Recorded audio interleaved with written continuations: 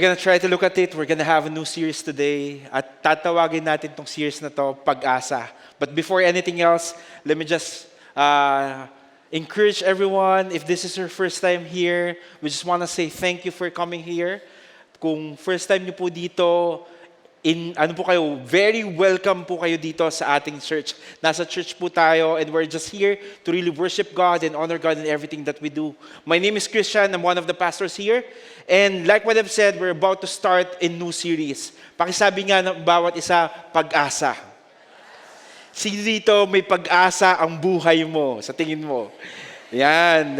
Yung iba hindi nagtaas, nakita ni Lord yan. Okay? Ulitin ko, sino dito may pag-asa ka talaga?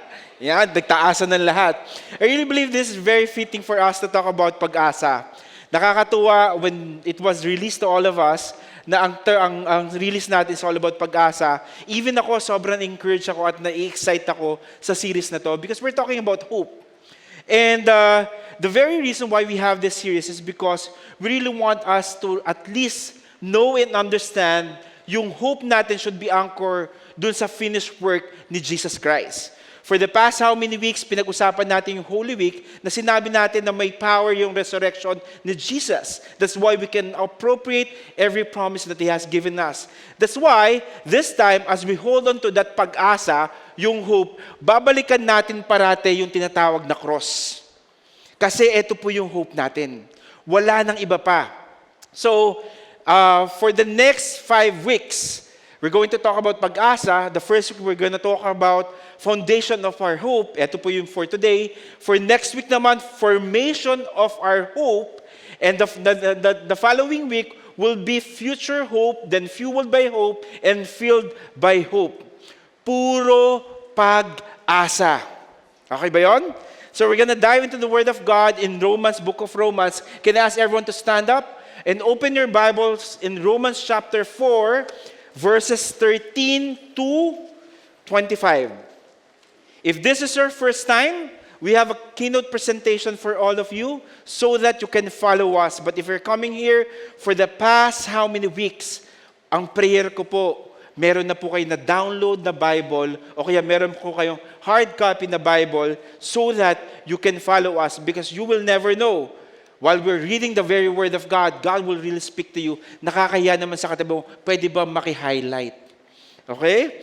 So, in order for us to at least chew the very Word of God, yung buong verses na babasahin natin, it would be good for us to read it together. Okay ba yun? So, Romans chapter 4, verses, magsisimula po tayo sa verses 13 to 25. It says here, for the promise, sige, sabay-sabay po tayo Alam ko, this is something new. For the promise,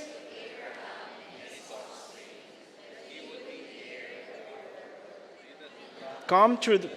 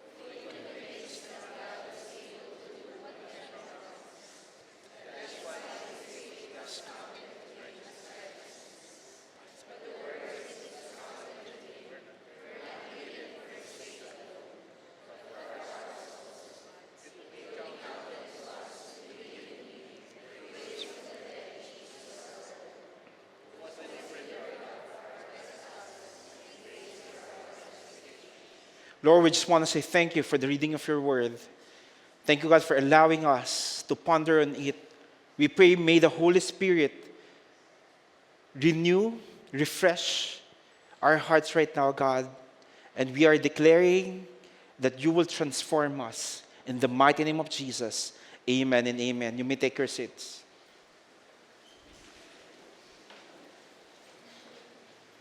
There's a very refreshing sound of voice every time we read the Word of God together.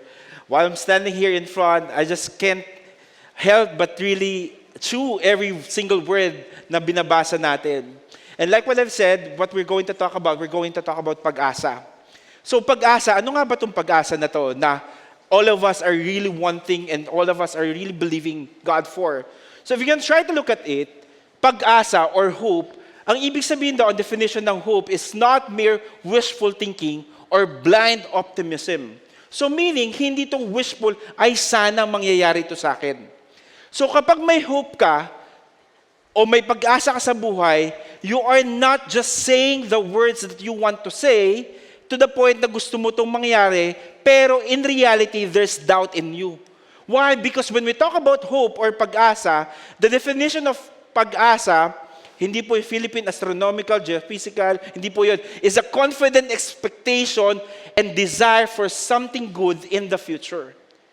I really want to highlight is a confident expectation. If you are a confident person and you are declaring something to happen in your life, it's a matter of appropriating it. Meaning, hindi pa nangyayari, hindi mo pa nakikita, wala pa sa kamay mo, pero alam mo, expectant ka na.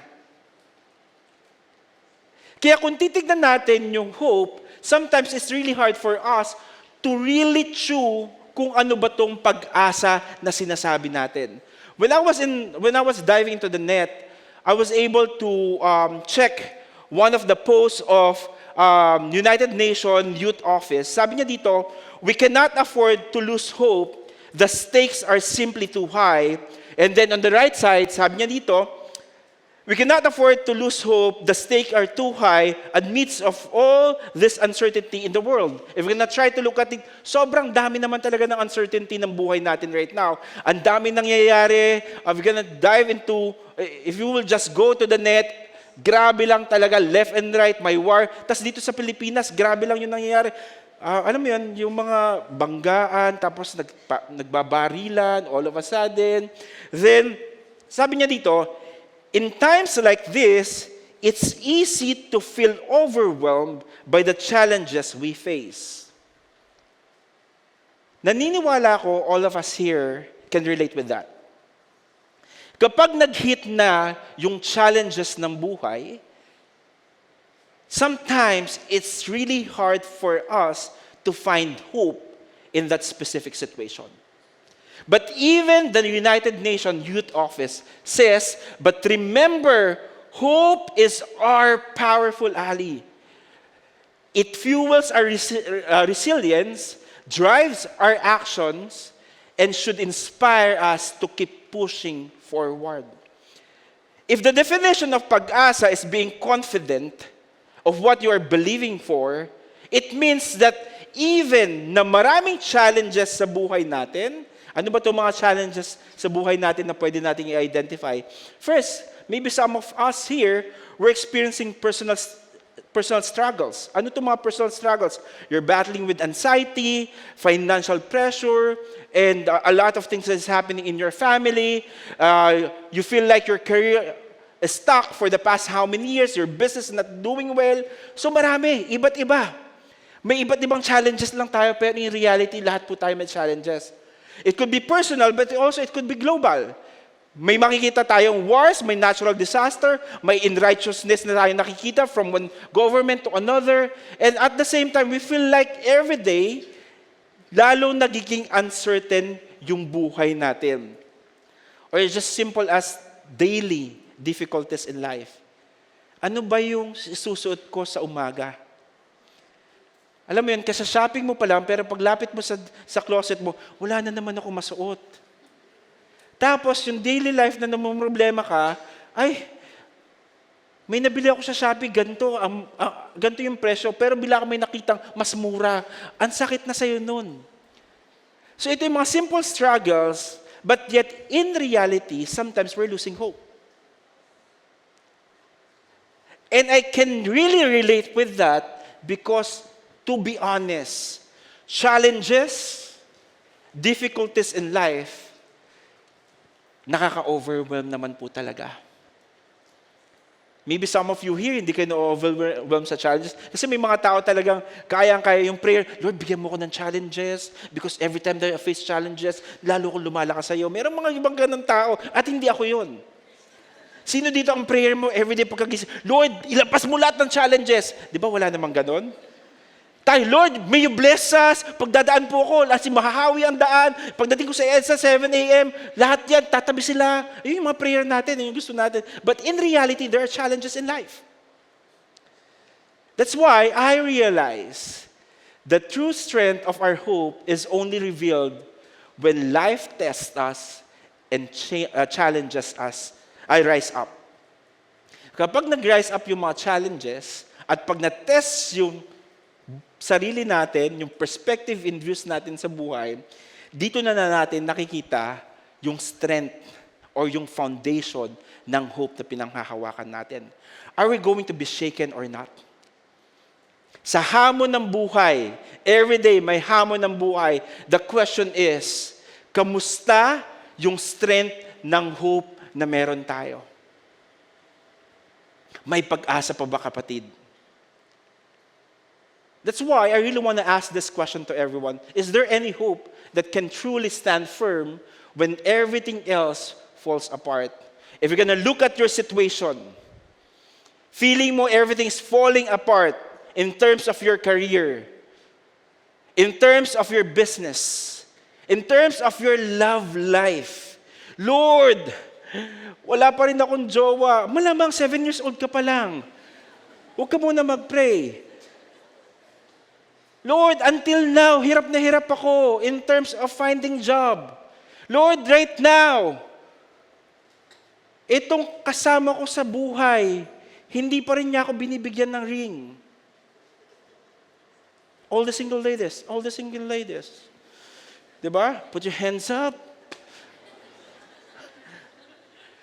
So, mabigat man yung challenges, o mahirap man yung challenge, o hindi man ganun kahirap, pero in reality, naiisip mo yan. The question is, meron pa bang hope? Can you stand firm with that? That's why, for today, what we're going to look at, we're going to explore Romans chapter 4 and discover 3 important truths from Paul about solid foundation of hope. So pag solid foundation, ibig sabihin nito, kung meron kang confidence na mangyayari to, kahit anong dumating na unos, kahit anong dumating na problema, you're gonna hold on and stand with that. Kasi alam mo sa sarili mo na maganda at ayos yung pag-build ng foundation ng hope sa sarili mo. So we're gonna learn from Paul. That's why we're gonna use Romans. If there's one thing, if there's something that I really want everyone to do right now, is for you to allow God to speak in and through you. As we dig deep to this foundation, may God speak in and through you. Kapag alam mo, nangungusap ang Panginoon sa'yo, huwag mo i-brush off, kapatid. Kasi alam ko, si Lord, alam niya ang condition ng sitwasyon ng buhay mo. Kaya the first thing that we really want to understand in terms of understanding this foundation of hope is that our hope is based on God's promise, not our performance. Let me repeat that again. Our hope is based on God's promise, not our performance. The Bible is telling us in Romans chapter 4, verse 13, for the promise to Abraham and his offspring that he would be heir of the world did not come through the law, but through the righteousness of faith. Ano ibig sabihin nito? This is the time wherein Paul is trying to introduce something to all of us. And that word is all about justification. Yung justification kasi, the background neto, pinagtatalunan nila.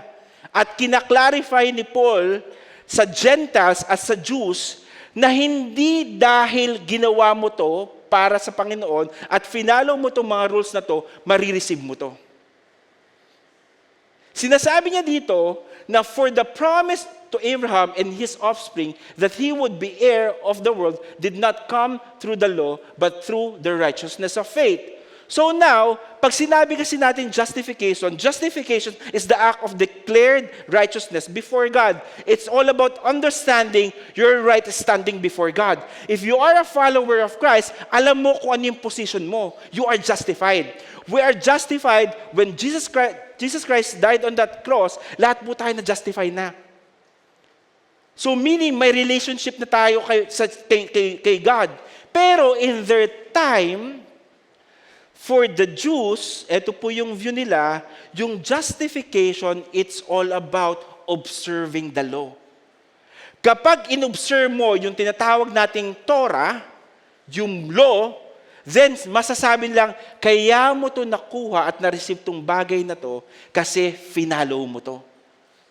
Pero, sabi ni Paul, dahil ito yung paniniwala in the past, I would like to clear things up to everyone that for Paul, yung justification is by faith. Hindi dahil finalo mo yung Torah, hindi dahil inassume mo na ginawa mo to para kay God, then nakuha mo yung promise na to, hindi. Nangyari tong promise na to dahil sa faith na meron ka kay God. I really want to use the Amplified Version. Sabi niya dito, for the promise to Abraham or to his descendants that he would be heir of the world was not true, observing the requirements of the law. Hindi po talaga about following a set of religious things. Hindi po about do's and don'ts. Kaya nga sinabi ni Jesus, it is finished. D-O-N-E. It's done deal already. Kahit mag-service ka dito ng 10 a.m., 2 p.m., 4 p.m., 6 p.m., tapos sabi, Lord, i-bless mo ko. Hindi mangyayari yun. Because it's not about observing the requirement. But it's all about the faith that you have. At ang context ng pinag-uusapan ni Paul at that time, it's all about the promise to Abraham. Ano ba itong promise ni Lord kay Abraham? Ang promise niya, we can go back to Genesis chapter 17, verse 4 to 5. Sabi niya dito, behold, my covenant is with you.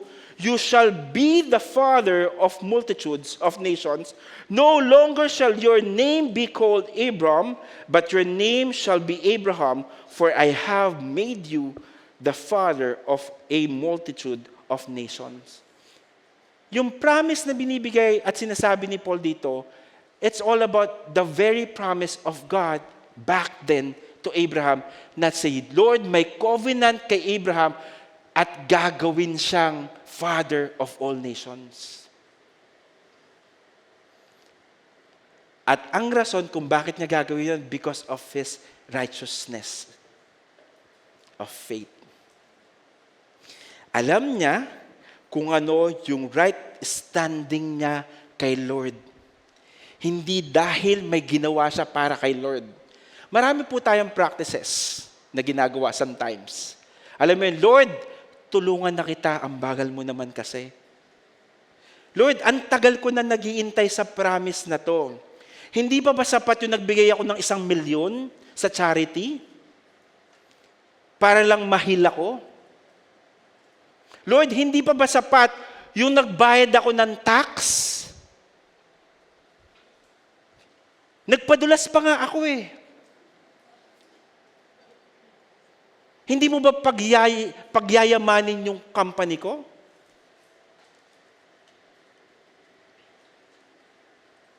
Lord, ang dami ko nang donate. Pero hindi ako nag-give in. Wala pa ba siya? Lord, finorgive ko yung nanay ko. Hindi mo ba alam kung ano yung ginawa niya? Bakit wala pa rin yung promise? Are you getting the point? Sometimes, yung standing natin kay Lord, we're twisting the arm of God. Lord, ginawa ko to. Nasaan na yung promise? Pero sinabi ni Paul dito, mali-mali kapatid. Kailangan mo maintindihan, hindi dahil sa ginawa mo, kundi dahil sa faith niya.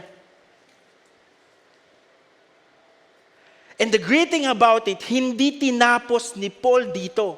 Sabi ni Paul, bakit kailangan on faith? That is why it depends on faith in order that the promise may rest on grace and be guarded to all the offspring. Sabi niya dito, be guarded to all the offspring. Ibig sabihin nito, una, rest on grace, unmerited favor ng Panginoon kasi ito sa atin. Kahit hindi ka karapat-dapat na i-bless ni Lord dun sa mga promises niya, dahil may faith ka sa Kanya, He will give you and you will find favor in Him. At ang masaya dito, gift po to ni Lord. Sino dito, you are thankful every time na nakaka-receive ka ng gift? Nahiya pa talaga. Sino dito, you're grateful pag nakaka-receive ka ng gift? Yan. Sino dito, grateful ka rin kapag ikaw yung nagbibigay ng gift? O Monty na. Ayan na, okay. So, di ba, every time nakaka-receive tayo ng gift, wala pa naman siguro sa atin na binigyan ng gift. Tapos sasabihin sa'yo, ito yung gift ko. Alam ko, ito yung pinakagusto mo. Ito yung bagay na binabalik-balikan mo sa mall. Then, ito na, finally, ibibigay ko na sa'yo. Tapos, binuksan mo, tapos sobra sa'yo, yes, thank you, sobra, nandito na yung gift. Then sinabi sa'yo, ito nga pala yung resibo, bayaran mo. So, pag nangyari yon, definitely, hindi na gift yon. Kasi pinapabayaran na sa'yo. So, ganun din yung promises ni Lord. Yung promises ni Lord, siya yung foundation ng hope natin dahil may faith tayo sa Kanya, hindi dahil may ginawa tayo para sa Kanya. At sinabi niya dito, be guaranteed to all His offspring. Ibig sabihin nito, it's made available not only for the Jews, but even for the Gentiles. At tayo po, mga Gentiles tayo. Ibig sabihin, kung ano yung promise kay Abraham, until now, pwede nating i-claim yung promise na yon. Kaya ang masarap dito, hindi napuputol yung promises ni Lord as long as may faith ka sa Kanya. Hindi dahil may ginawa ka sa Kanya. Remember, our hope is rooted in God's promises, not our performance. When my kids were just like 1.5 years old, eto na yung moment na naglalakad na sila. Naalala niyo ba yung mga bata, pag nagsisimula silang maglakad, they will try to do everything in order for them to at least crawl, then after ng crawl, tatry nila maghakbang. Pag naghakbang yun, babaksak yun. Kasi hindi pa naman ganun ka sanay yung body nila at nag-grow pa lang sila. So every time na nakikita namin si Catriona o kaya si Kian na nagsisimula na maglakad, talagang nakafocus kami. Why? Because first, kailangan ko itong protektahan.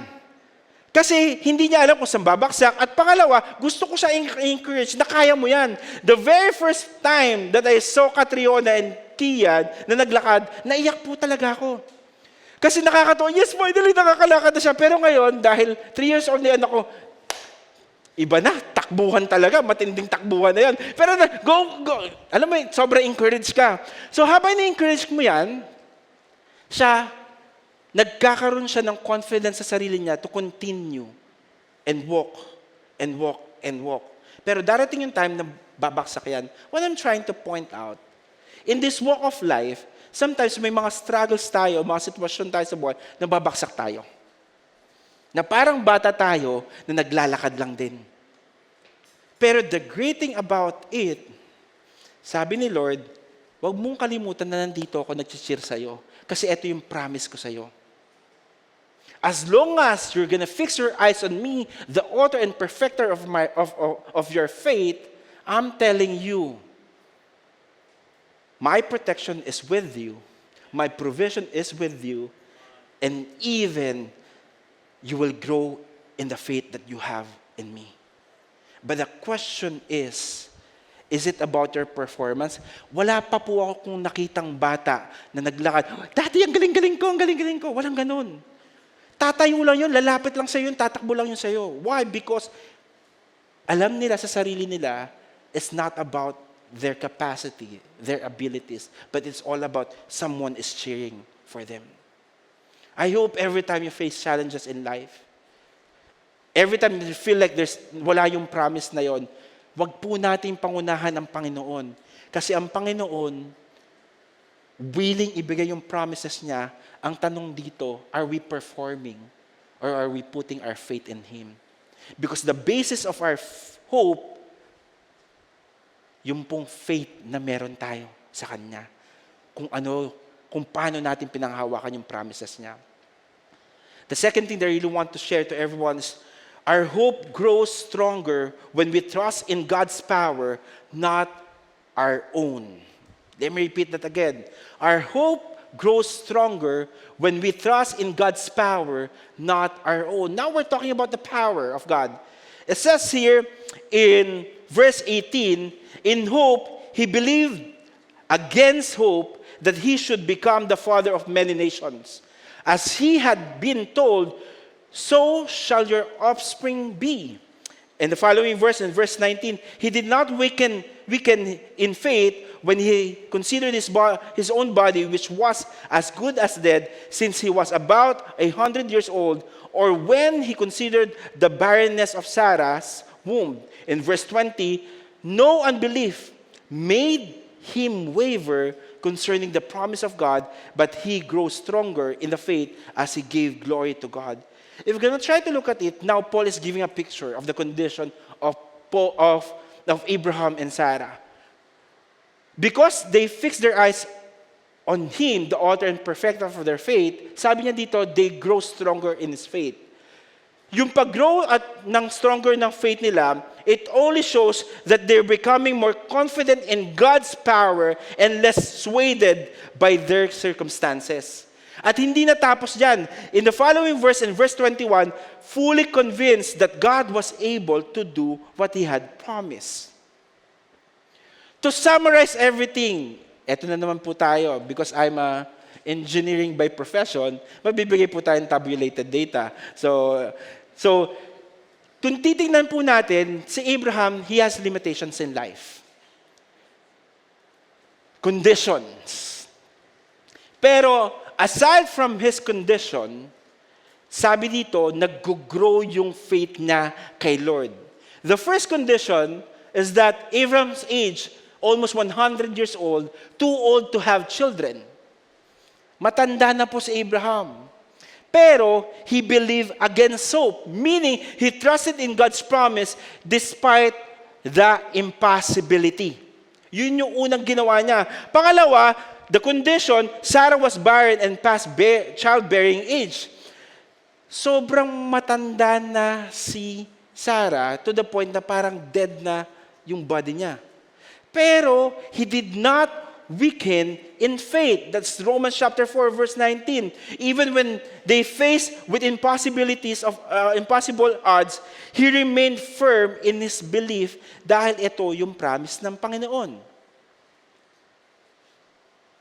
Third, her circumstances seemed impossible for a child. Why? Because naturally, hindi na talaga kaya, but they did not waver in unbelief. Pwede kasi nilang sabihin, na Lord, ang tanda talaga namin, hindi na kaya to. But they did not waver with unbelief. And finally, her circumstances made the promise seem impossible. Kahit may promise si Lord, pero dahil nga sa daming facet na pwede i-consider, parang imposible itong promise ng Panginoon. But they are fully convinced that it will happen. Why? Because they trusted God's character and God's power. They trusted that God is all-powerful. God can do the impossible. How many of you here, you believe that God can do the impossible? They did not weaken their faith. Why? Because God is faithful. God keeps His promises no matter what. That is Romans chapter 4, verse 21. At sinabi niya dito, they did not waver their unbelief. Why? Because God is trustworthy. God's word will never fail us. Isaiah chapter 55, verse 11.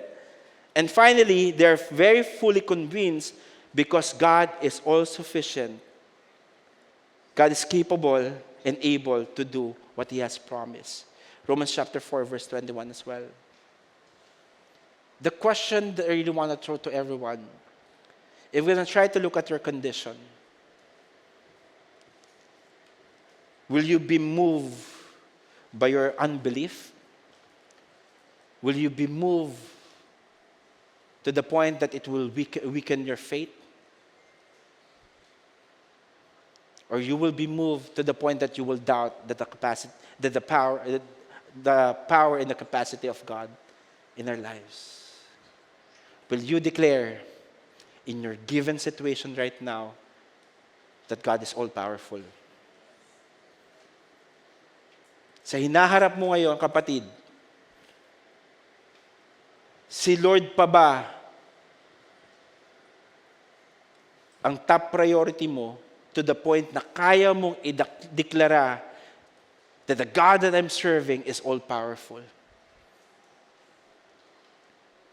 Na kaya mo pa rin ideklara na si Lord is faithful in your given situation right now. Sometimes kasi, we are associating our faithfulness to the faithfulness of God. Yung feeling mo, Lord, faithful naman ako, pero bakit parang hindi ka faithful? But remember, He is God. He is faithful. Tayo nga yung hindi faithful eh. Will you trust Him? Pag sinabi ni Lord, I'm gonna heal you, will you appropriate that healing? Pag sinabi ni Lord, I will provide everything that you need. I will provide for that tuition fee that you need. I will provide doon sa mga Judith. Ano si Judith? Pag dumating na si Judith, wala na. Yan naman si Judith. Yung mga due date. Will you declare it? Will you hold on to the word of God? And finally, will you declare that He is all-sufficient? He is not just able, but He is also willing to bless you and fulfill every promise that God has given you. Naniniwala ko may mga moments sa buhay natin na sobrang hirap na tayo. Pero remember, the more you will appropriate kung sino si Lord sa buhay mo, the more that you will grow in faith. And the more that you will hold on to that hope that God has given you. This coming election, will you believe that God is all-powerful? That God is faithful to our nation? That God is trustworthy sa magiging halalan na to? And God is all-sufficient. In your work, responsibility, will you declare these things? Kung sino si Lord. Remember, our hope grows stronger when we focus on God's power rather than our own abilities. Kapag nag-rely ka sa abilities mo at hindi mo dineklara kung sino si Lord sa'yo, definitely magwe-waver yung faith mo, mawawalan ka ng tiwala sa Panginoon, magra-run away ka sa faith na meron ka sa Panginoon. Why? Because we are limited. In your own capacity, di mo na kaya, isuko mo na yan, kapatid, sa Panginoon. Why? Because at the end of the day, God is so willing to give and put that hope in your heart. Our hope grows stronger when we focus on God's power rather than our own abilities. And finally, our hope is secure in Jesus Christ. It says here in verse 22 to 25, that is why his faith was counted to him as righteousness. He was talking about Abraham. Sabi niya dito, because of the faith that he has with God, not because he followed a certain rules, a certain law, it was counted on him, meaning there's a right standing before the Lord. But the words, it was counted to him, were not written for his sake alone. Pero yung faith na daw yun, hindi lang daw yung written for him alone, but for the offspring as well. But for ours also, it will be continued to us who believe in him, who raised him from the dead, Jesus our Lord, who was delivered up for our trespasses and raised for justification. Sabi niya, ni Paul, na ito yung faith na meron sa Abraham. Yung faith niya, ito yung rason kung bakit na-fulfill yung promise sa kanya to be the heir. Pero sinasabi rin ni Paul na I really want you to understand na yung faith na meron siya, it was passed on to us as well. At alam nyo ba, na pass on to most especially to the finished work of Jesus Christ. If you're gonna go to Galatians chapter 3 verse 16, hindi ko sinulat nilagay dito, sinasabi din dito na yung offspring na manggagaling kay Abraham, eto po si Jesus Christ, who will be the atonement for everyone so that we can put our faith on Him alone, most especially when we study the life, the birth, the life, and death, and even the resurrection of Christ. Di ba, for the past how many weeks, sinabi natin, it is finished. Meaning, tinapos na ng Panginoon lahat on that cross so that we can claim that victory that He won for all of us. Kung titingnan natin, lahat na nangyari in the Old Testament, pinupoint po to kay Jesus Christ kasi siya yung mag-a-accomplish ng lahat. At lahat na nangyari in the New Testament, ipupoint back to kay Jesus Christ. Why? Because Jesus Christ is the ultimate blessing of salvation for all of us. Kaya, napaka-clear nung sinabi ni Paul dito, for those who believe in Him. Sa mga taong maniniwala. Saan? Na si Jesus Christ, He died, but yet He resurrected as well. And with that, because of the resurrection of Christ, sabi dito, we are justified. We have a right standing before the Lord. Kung may right standing ka before God, ibig sabihin, alam mo at na-experience mo kung sino at gaano ka-powerful si Lord sa buhay mo. That's why you can anchor your hope and faith alone in Him. If you're gonna anchor your faith alone to material things, to our situations, I'm telling you, babaksa ka, kapatid. It's so clear in this passage that we have to believe in the finished work of Jesus. Believing in Jesus' finished work, it will give us hope or pag-asa. Napaka-clear ng message ni Paul. Pero sinabi niya dito, without believing in Jesus' finished work, kung hindi ka maniniwala sa finished work, para mo na lang sinabi, itong pag-asa na to, tinanggal mo yung G, which is si God. At nangyari dito, paasa ka na lang. False hope. Umaasa ka sa bagay na wala ang Panginoon. Will you believe in Jesus Christ, wherein you can put your full trust and hope on Him? Or will you take out God in the picture to the point that you will have a false hope? Paasa, kapatid. Marami na ba kayong kakilalang pinaasa ka?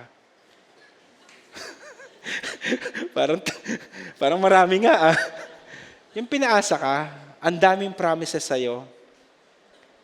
Ganito gagawin na. Pag nakuha mo to, may incentive kang ganito.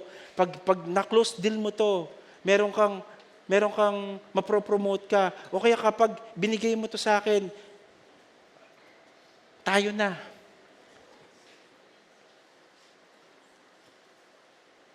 Remember, We're limited.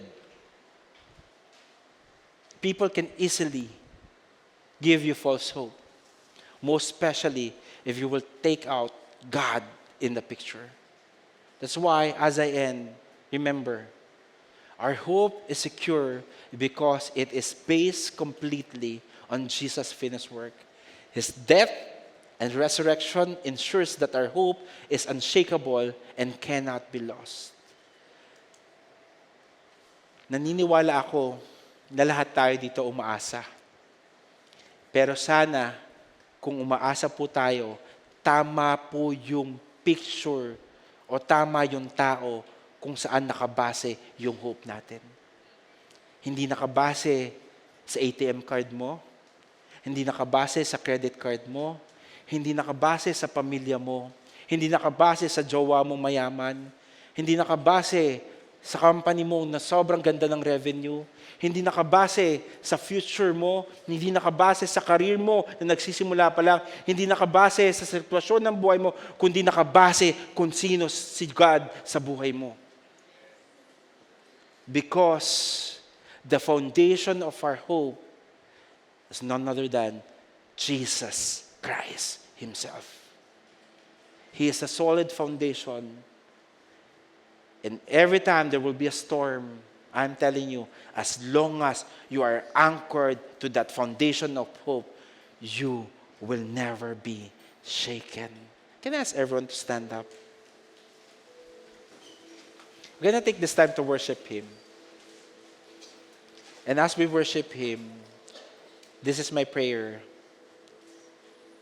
That whatever burdens that you are carrying right now, can you lay it down to God?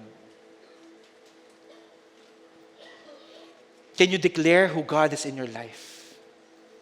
Lord, you are my healer. Lord, you are my provider. Lord, you are my comfort.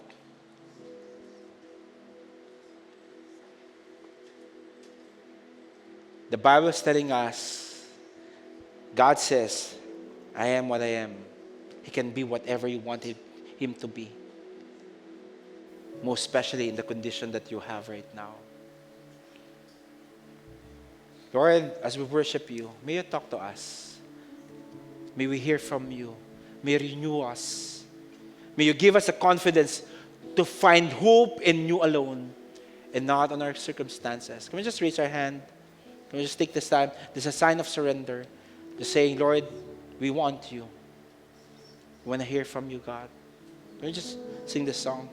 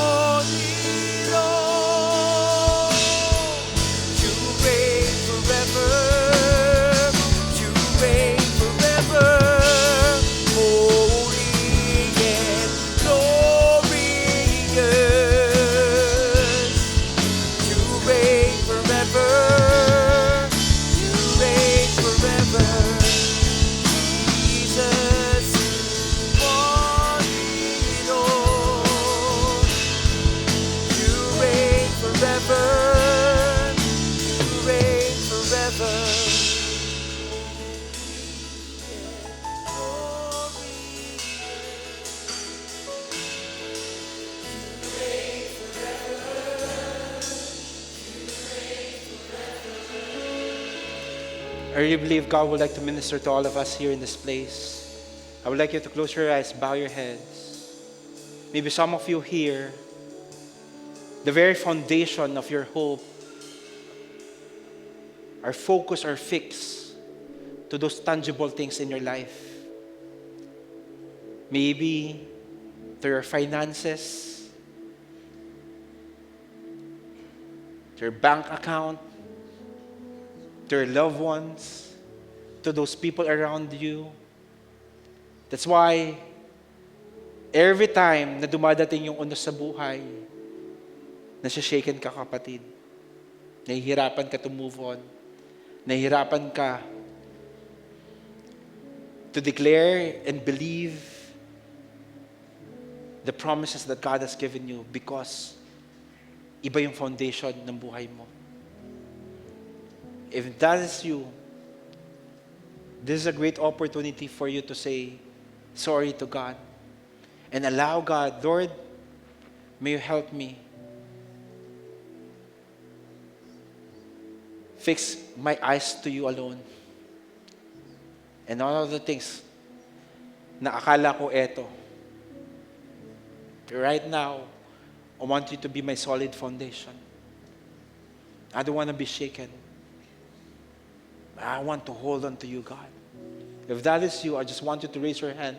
Let me pray for you. God says the hand. God says the hand. You're saying, Lord, I need you.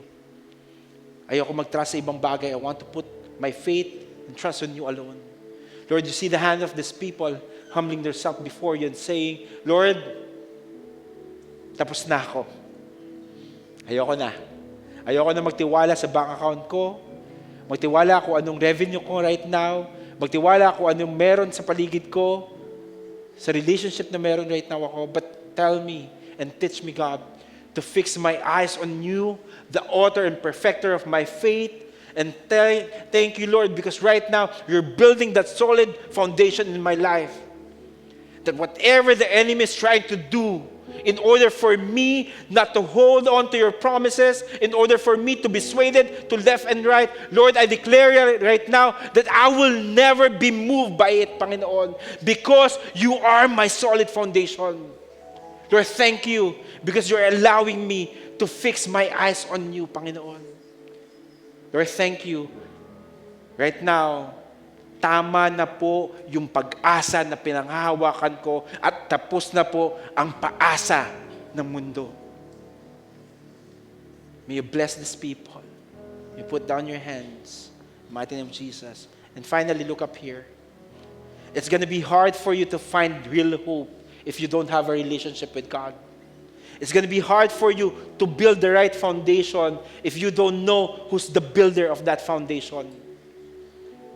It's not about, Lord, gagawin ko to para sa'yo, but it's all about relationship. You know what? The reason why we are I'm personally enjoying my walk with God because I have a relationship with Him. I can talk to Him. I can say all things to Him. I can be who I am to God. Kasi anak niya ako eh. Kapatid, wag mong i-miss yung opportunity na ma-experience maging anak ng Panginoon dahil akala mo na anak ka, pero in reality, wala ka palang relationship. But this time, God is giving you the opportunity for you to accept Him as your Father, as your Lord and Savior. And as you do that, I'm telling you, He's so excited to embrace you and even fulfill every promise that He has for you. I want you to close your eyes and bow your heads. If you are here, you're saying, Lord, I want to surrender my life to you. Gusto kitang tawagin na Ama. At gusto ko matawag na anak. If that is you, you want to have a real relationship with Him, without any hesitation, in a count of 3, with full boldness and surrender, Lord, that's me. Tataas ko yung kamay ko. 1, 2, 3. Raise your hand. God sees that hand. God sees that hand. God sees that hand. Wow, God sees that hand. I know there's more. God sees that hand.